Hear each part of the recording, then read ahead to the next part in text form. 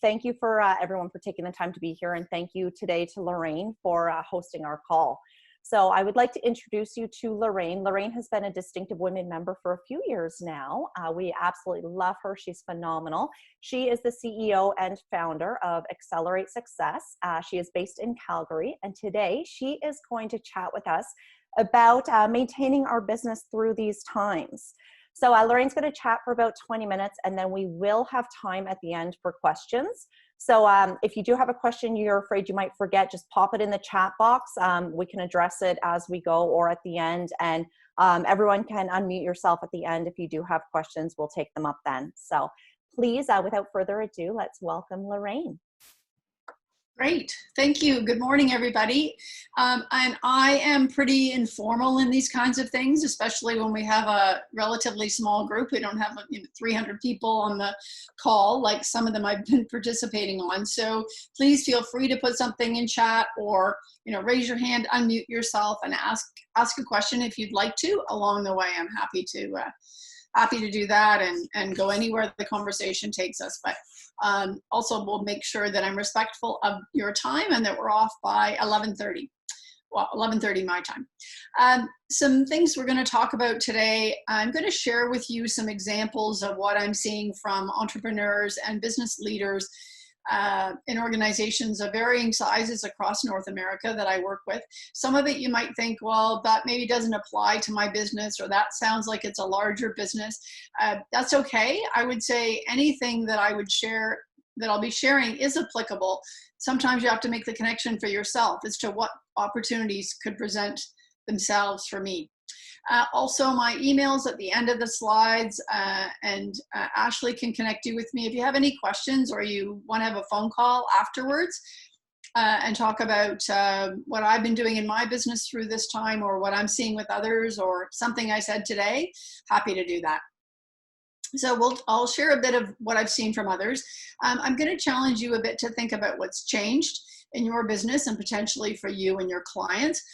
Talk about some of the anchors, some of the things that have stayed the same and will stay the same and that are resilient. Help encourage you to look for opportunities, and talk about looking forward in months and years post this pandemic. So first of all, I think it's really important to remember and think about yourself above all else as a business owner. You have expertise in marketing and you have expertise in your product or service. And I put marketing even in advance of your expertise in your product and service intentionally, because your number one priority, not just through this pandemic, but all the time as a business owner, is to be marketing. You need to think of your number one responsibility, number one role as marketing.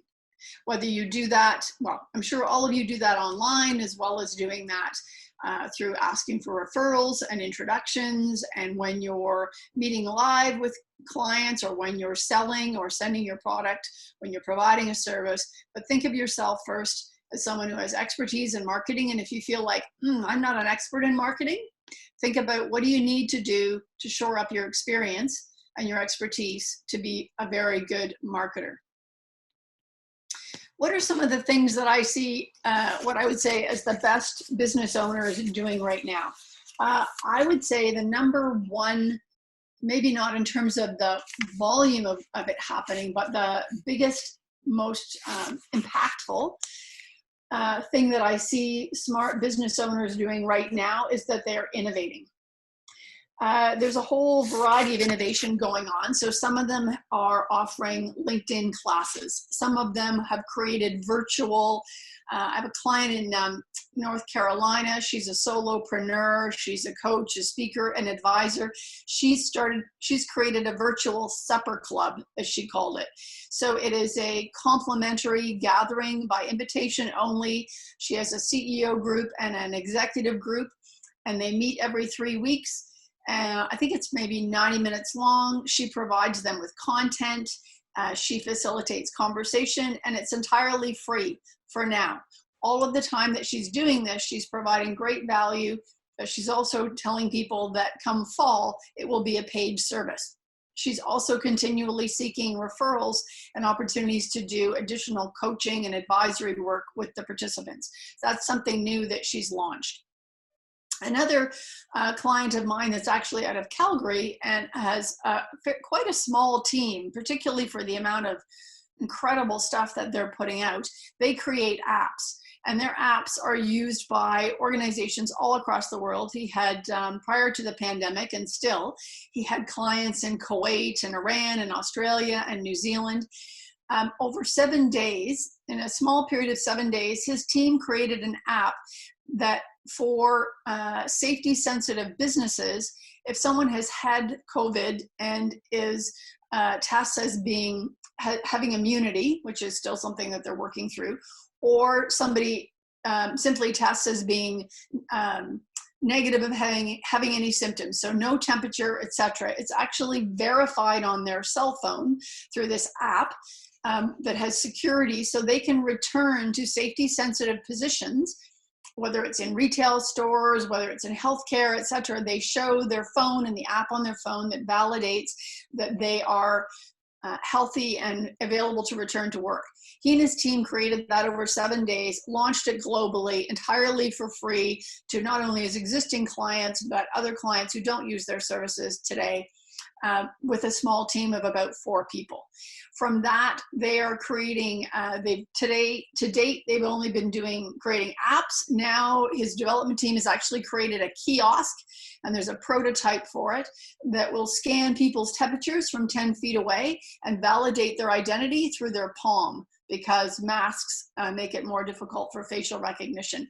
So taken his business from developing apps to providing free apps to now partnering to find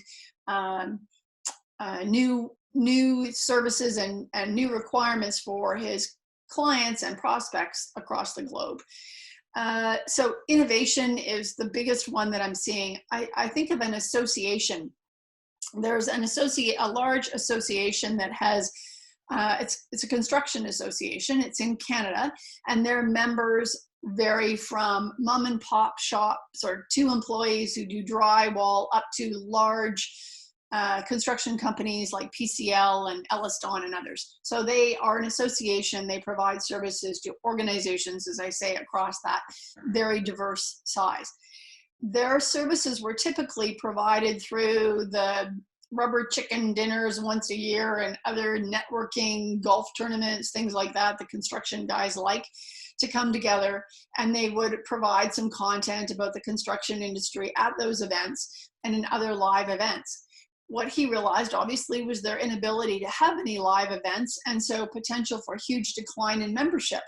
So they have created a whole lot of online content and information and services. So for example, a service whereby if you require PPE and you're a small business, it's going to be very difficult to get the appropriate PPE. So you can, through the association, put in your order. They make bulk orders once a week and ensure that everybody who needs it gets PPE so they can continue to do their jobs. They're not doing any of this for free. All of the new services that they're offering online are all pay. You'll have to be a member. So through this time of COVID, while others are losing revenue, they're actually rapidly gaining membership and increasing their revenue because they pivoted in terms of what they're offering. So innovation is what I'm seeing that is really driving the most success. I'm seeing organizations willing to take chances to fail. So this is a time in which you can try something different with technology or a product or service. And if it flops, if it's something that your customers say, actually, no, I don't have a need for that. I don't want that. Or it was clunky, or your Zoom call was bombed, or whatever happens, people are very tolerant during this time. So it's a really good time to try and innovate and try new things and see whether they're successful. The other thing I'm seeing, and I provided some examples, but it's a kind of a separate item, but it's related, is people are using technology differently. So they're thinking about, how do I use technology in a different way to benefit my clients? They're speaking to their customers and clients. That sounds pretty simple, but what I've seen with some business owners is they've kind of retracted. They've turtled out of fear, out of the fact that their clients aren't perhaps buying as much of what they're selling for a whole number of reasons. They've kind of turtled, and that's a mistake. So what I'm seeing good business owners do is they're talking to their clients more and more. They're just picking up the phone, making phone calls, sending emails, just seeking information from their customers. They're saving money. Is another strategy. So they're looking at, where can I save money? Where can I reduce my expenses? Where can I put a hold on some of my costs right now so that I can put money aside for when I need it? I'm also seeing many of them continue to invest. So they may be saving money in one area, but they're continuing to invest. So what does that look like? Well, they're spending time, obviously, in things like this, so in free services, but some of them are still paying for advice and business advice because they realize they're navigating a world that they had never navigated before, and they want to come out the other side strong. So not everybody is just simply saving money. They're watching their competitors. They're watching their competitors to see, what are my competitors doing that's new and innovative? What are my competitors not doing well that I could be doing well, or I could be doing better? So they're scanning the environment and watching to see what their competitors are doing. And the final thing I would say is that some are exploring new business partnerships. So I'll give you an example that's a larger organization, but it's a CEO client that I have tremendous respect for. She is a property developer, and they develop commercial buildings, typically light manufacturing. So they hire somebody, they build or retrofit the facility, and then they are landlords to these manufacturers or others who are tenants, and they have multi-year relationships. They have very good relationships with their tenants, and in many cases it's been decades. So what are they doing differently? Well, they're looking at horizontal and they're looking at vertical integration. So she is looking at this and saying, okay, well, we retrofit and prepare premises for our tenants. Should we be buying a small construction company? Should we be buying a small general contractor? And so that we have vertical integration, and we're going to and we'll have more control over it in the future. That's one of the things she's looking at.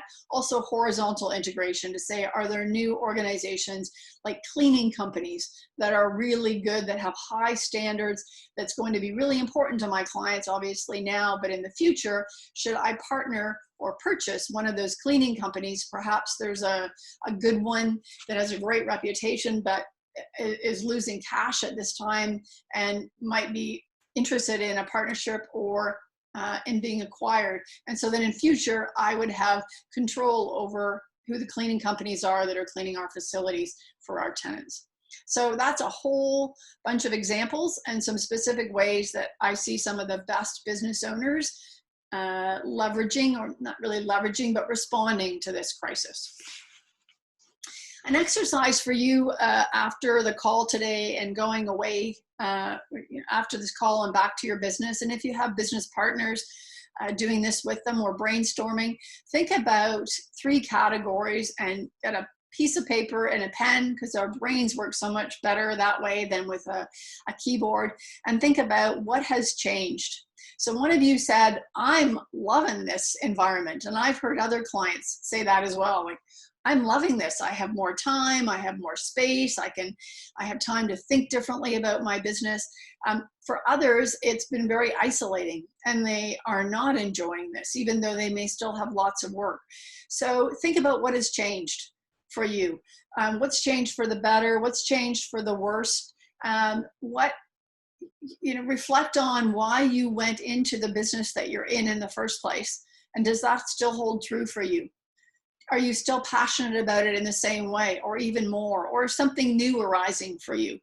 I was having a conversation with someone this morning about the heavy impact that this is having, and disproportionate impact, this situation, on women in Canada and the US, and thought, I think coming out of this, there's something I want to be doing more and or differently than I do for women today. Not just women business owners, but women in general, because women are being more heavily impacted through this situation, through domestic violence, through the increased demands at home, through wage disparity, et cetera. So that's something that's starting to percolate for me as something that has changed. And for you, there may be some things and there may not be. What has changed for your clients? So certainly be asking them. You can do Survey Monkeys. I've done a Survey Monkey with a sampling of my clients recently. That's only 4 questions, but I want to get to the heart of some of what's changed for them and understanding what they're going to need going into the future and what they need now. And think about what's changed for your competitors. As well, you want to think about what are the anchors. So what remains the same? So for many business owners, there's things that remain the same in terms of the reason they went into the business in the first place, which I referenced earlier, or the demand for their service, or the value of their product in the marketplace. There are many things that have and will remain the same. Integrity, relationships with your clients, their need to market your products and services. So brainstorm what are the things that have remained the same and ensure that you're paying attention to them, particularly the most important ones. Not absolutely everything, but what are the things that have remained the same that you want to make sure that you're still honoring and responding to and putting your money behind and your intellectual power, etc. Some of the categories when you're thinking about what's changed and what's remained the same can be your goals. So what were your goals for going into the business? What have your goals been in terms of what you wanted to achieve in 2020? Your delivery model. Has your delivery model changed? Are there ways to provide your services or products in new ways? What about your offerings? Are there new offerings? Are there new products? Are there new services that you could be providing, or some that you don't want to, you're not passionate about anymore, and that you want to put by the wayside? What about relationships? How have your relationships changed with your business or with your clients? And your rationale for business, again, which I spoke to earlier. Has your rationale for your business changed, or has it stayed the same? So this just gives you some items on a compass to think about as you're brainstorming and spending some time in reflection, thinking about what may have changed for you, what may have changed for your clients, what might have changed for your customers. Another activity for you to do is, after you've thought through those, is think about what are the new opportunities that exist for you. And I would encourage you over the next 3 days to identify one thing you will start, one thing you will stop, and one thing you will continue doing based on some reflection and potentially conversation with customers and clients. I've seen in my friends, in family, in clients, and in myself, there's this continuum, I think, through this changed reality for a period of time, that some days people are kind of in a stage of inertia, really trying to, they're, as I said earlier, they're turtling, or they've stepped back, they're trying to figure out kind of what to do. They're feeling overwhelmed perhaps with having school-age kids at home to homeschool, or their business has changed dramatically, or their demand's fallen off the cliff, or their projects have been canceled. So I've seen people between inertia all the way to kind of being scattered. And you can be overwhelmed and be at either one of those ends of the continuum, and at various times we're in between. I actually had an email from my bookkeeper on the weekend, who's in Ontario, and said, just checking in, hope everything's okay. I was wondering if you were going to send me your April numbers. And typically the second or third day of the month, I send her all of the stuff from the month prior. I'm like, yeah, it's like the 8th of May. Never even crossed my mind. And I'm still working. I still have clients. I'm still doing things. But some days I think I'm in some kind of fog a little bit. So being in inertia or being kind of scattered, both are natural reactions during this time. But if you're seeing yourself at one end or the other of that continuum, for most of the time, you want to think about how do you get yourself back in balance. And maybe if it's hard to figure out on your own, talk to a friend, give me a call, talk to a colleague and say, okay, here's where I am. How are you staying balanced through this? There's a cliche about making sure that you don't waste a crisis. Some things that I have found have been useful and I've guided some others through. One is some reflection. These are some of the things that I talked about. Has anything shifted for you? And if so, how can you parlay some of that wisdom or that learning or your epiphanies or your ahas to others? Identify your unique value proposition. I work with, as I said, a variety of clients, many of whom may be running similar companies or providing similar products or services, selling jewelry, speakers, coaches, running restaurants, whatever it is. They could, at the highest level, they're doing the same thing, but they're uniquely different. And there's a reason why your customers or your clients come to you. There's a reason why they refer people to you or introduce people to you. So identify what that is. And if you don't know, ask them, because you want to leverage that. Establish your own personal growth plan. So how are you going to grow and develop through this situation so that you can come out of this stronger? And don't hesitate to seek assistance and expertise to help you through this, so that it's a growth trajectory rather than kind of a big detour or some time spent at the side of the road, so to speak. Okay, it's 11:24, so I will stop. And I saw a chat item. Oh, there it is. No, it just says more. Okay. Okay, so any questions from anybody?